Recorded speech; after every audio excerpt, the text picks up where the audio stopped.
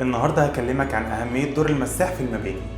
المساح لازم يكون عنده دقة في تنفيذ المشاريع الهندسية والتصاميم بشكل صح، وبيحضر الموقع عن طريق إجراء مساحات أولية للموقع لتحديد الخصائص الطبوغرافية والجغرافية، وده بيتضمن قياس الأرض وتحديد النقاط المرجعية الأساسية.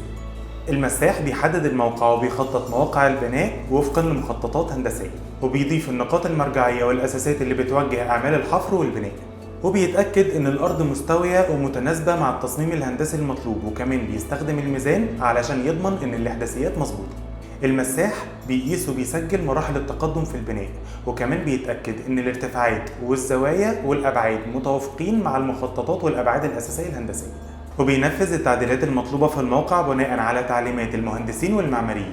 دور المساح في المباني ضروري لضمان جودة ودقة المشاريع الهندسية، وكمان بيقلل من الأخطاء اللي ممكن تحصل وقت تنفيذ المشروع.